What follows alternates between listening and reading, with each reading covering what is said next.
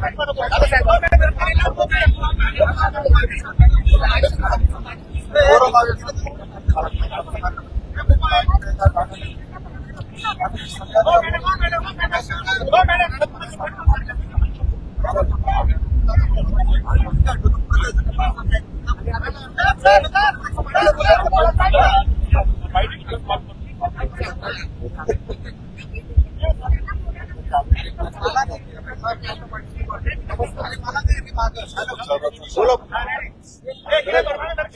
नाशिकमध्ये आज आपण रॅली करता आहात, सगळ्या उमेदवारांच्या प्रचारासाठी आलेला आहात. एकूणच काय वातावरण बघायला मिळतंय नाशिकमध्ये आल्यानंतर? नाशिकमध्ये नेहमी शिवसेनेसाठी चांगलं वातावरण जे आहे पाहायला मिळतं. याची प्रसिद्धी जी आहे ती तुम्हाला आत्ताच झालेल्या नगरपालिकेच्या निवडणुकीमध्ये पाहायला मिळाली असेल की 11 मधून 5 नगरपालिकेवरती जे आहे शिवसेनेचा बहुमत आहे हा डौलाने फडकलेला आहे. 5 नगरपालिकेवरती शिवसेनेची सत्ता जी आहे स्थापन झालेली आहे आणि आता नाशिक महानगरपालिकेवरती देखील शिवसेनेचा भगवा जो आहे हा 100% जो आहे येणाऱ्या या निवडणुकीमध्ये फडकेल. मला वाटतं या नाशिककरांनी नेहमी शिवसेनेला भरभरून प्रेम आशीर्वाद दिलेला आहे. याच्या अगोदर देखील 30 ते 35 नगरसेवक जे आहे शिवसेनेचे निवडून जे आहे नाशिक महानगरपालिकेमध्ये आलेले आहेत आणि आता तर शिवसेना आणि राष्ट्रवादी काँग्रेस जे आहेत एकत्र येऊन या ठिकाणी इलेक्शन जे आहेत निवडणुका लढते आणि मला वाटतं मोठं यश या नाशिकमध्ये मिळेल. नगरपालिकेमध्ये जसं यश मिळालं तसंच त्याच्यापेक्षा जास्त यश जे आहे हे माननीय उपमुख्यमंत्री मुख्य नेते एकनाथजी शिंदे साहेबांच्या नेतृत्वाखाली या नाशिक महानगरपालिकेमध्ये 100% मिळेल. भाजपने नाशिकमध्ये 100% नारा दिलेला आहे. आपला काही विशेष नारा असणार? आम्ही कुठल्या आकड्याच्या गणितामध्ये जात नाही. मला वाटतं नाशिक महानगरपालिकेमध्ये शिवसेनेची सत्ता जी आहे ही 100% या ठिकाणी येणार आहे आणि शिवसेनेचाच महापौर जो आहे तो या नाशिक महानगरपालिकेमध्ये बसेल. आपला महत्वाचा मुद्दा कोणता राहणार आहे निवडणुकीमध्ये? बघा, नेहमी शिवसेना जी आहे डेव्हलपमेंट ओरिएंटेड विकासाच्या राजकारण जे आहे ते करत आलेली आहे. शिंदे साहेब जेव्हा मुख्यमंत्री होते तेव्हा देखील सगळ्यात जास्त काम जर कधी झालं असेल तर त्यांच्या कार्यकाळामध्ये झालं. सगळ्यात जास्त निधी जर कधी मिळाला असेल तर तो त्यांच्या कार्यकाळामध्ये मिळाला. 3 वर्षाच्या कालावधीमध्ये 2.5-3 वर्षाच्या कालावधीमध्ये पूर्ण महाराष्ट्रामध्ये इतक्या मोठ्या प्रमाणामध्ये नवीन नवीन योजना आणण्याचं काम जे आहे शिंदे साहेबांच्या नेतृत्वाखाली झालं. मॅक्झिमम पॉलिसी अमेंडमेंट्स करण्याचं काम हे शिंदे साहेबांच्या नेतृत्वाखाली झालं. मोठ्या प्रमाणामध्ये नाशिकमध्ये निधी आणण्याचं काम जे आहे आज दादा भुसे साहेब आहेत या ठिकाणी कांदे साहेब आहेत, या ठिकाणी गोडसे साहेब आहेत. या सगळ्यांच्या माध्यमाने मोठ्या प्रकारे निधी या ठिकाणी आणण्यात आलेला आहे. डेव्हलपमेंट तर आहेच पण त्याचबरोबर आता जो कुंभमेळा येतोय त्या कुंभमेळ्याच्या साठी ज्या काही गोष्टी तयारी आहेत ते मला वाटतं माननीय मुख्यमंत्री असतील किंवा उपमुख्यमंत्री महोदय असतील आणि उपमुख्यमंत्री महोदय एकनाथजी शिंदे साहेबांच्याच डिपार्टमेंटच्या माध्यमाने नगरविकास खात्याच्या माध्यमाने मॅक्झिमम ज्या डेव्हलपमेंट ओरिएंटेड कामं जी आहेत येणाऱ्या कुंभमेळ्यासाठी होतील. नगर परिषद निवडणुकांमध्ये आपला स्ट्राईक रेट भाजपपेक्षा जास्त होता. या निवडणुकांची अपेक्षा काय? तेच तुम्हाला म्हणालो, नगरपालिकेच्या निवडणुकीमध्ये सर्वात चांगला स्ट्राईक रेट हा शिवसेनेचा राहिलेला आहे. या महानगरपालिकेमध्ये त्याच्यापेक्षा चांगला स्ट्राईक रेट जो आहे अजून चांगला, कारण की आपण पाहिलं लोकसभा पाहिली, विधानसभा पाहिली, आता नगरपालिका पाहिली.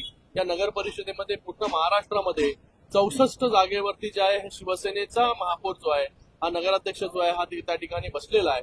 कोणी अपेक्षा केली नव्हती की 64 ठिकाणी जे आहे शिवसेना त्या ठिकाणी नगराध्यक्ष बसवेल, पण लोकांचा प्रेम, लोकांचा आशीर्वाद आणि त्याचबरोबर शिंदे साहेबांवरती असणारं प्रेम जे आहे पूर्ण महाराष्ट्रामध्ये आज फक्त शहरापुरतं मर्यादित नाहीये शिवसेना. आज शिवसेना जी आहे घराघरामध्ये ग्रामीण भागापर्यंत पोहोचलेली आहे आणि ज्या ठिकाणी शिवसेनेची ताकद नव्हती त्या ठिकाणी देखील शिवसेनेचे नगराध्यक्ष जे आहे ते त्या ठिकाणी बसलेले आहेत. तर मला वाटतं या निवडणुकीमध्ये आतापर्यंत जेवढं यश मिळेल त्याच्यापेक्षा मोठं यश जे आहे हे या महानगरपालिकेच्या निवडणुकीमध्ये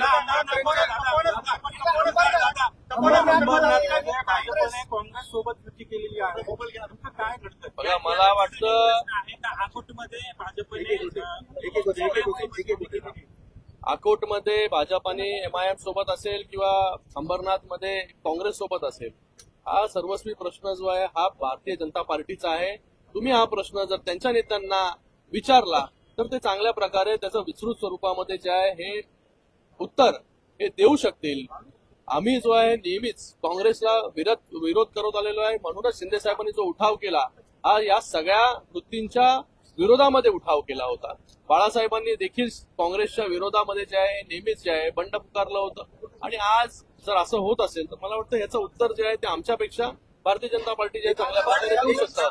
पण एक सांगतो, काँग्रेसला जो आहे हा विरोध होता आणि पुढे देखील तीव्र विरोध जो आहे तो राहील. अंबरनाथमध्ये तुमच्या बरोबर सत्ता स्थापन होणं अपेक्षित होतं, तसे गणित पण जुळत होते. असं असताना तुम्हाला बाजूला ठेवलं आणि काँग्रेससोबत केले. तेच तुम्हाला सांगितलं मी आता. तुम्ही त्यांना हा प्रश्न तर विचारला, कारण की केंद्रामध्ये महायुती आहे, राज्यामध्ये महायुती आहे आणि नगरपालिकेमध्ये देखील आपण पाहिलं असेल की महायुतीच्या सगळ्यात जास्त जागा निवडून आल्या आणि महानगरपालिकेमध्ये देखील मॅक्सिमम ठिकाणी महायुतीचं वातावरण आहे.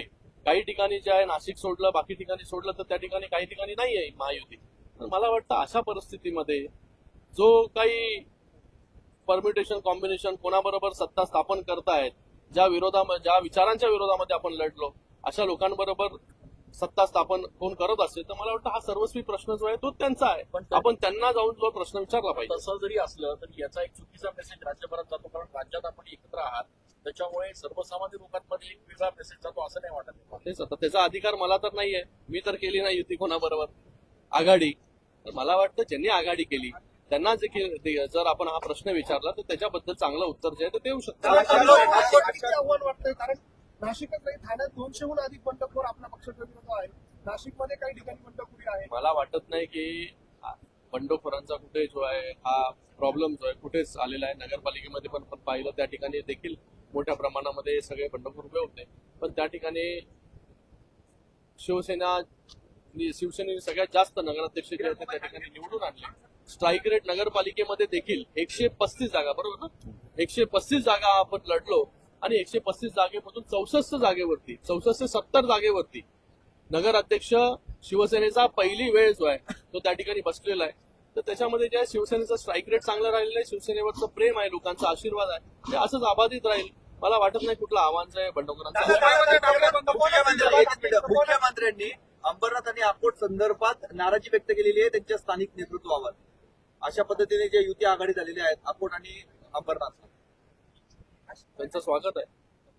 नाशिकमध्ये सुद्धा गणेश नाईक यांनी असं म्हटलंय की आव्हाच्या सवय जागा मागितल्या म्हणून मुंबईमध्ये युती सोडावी लागली.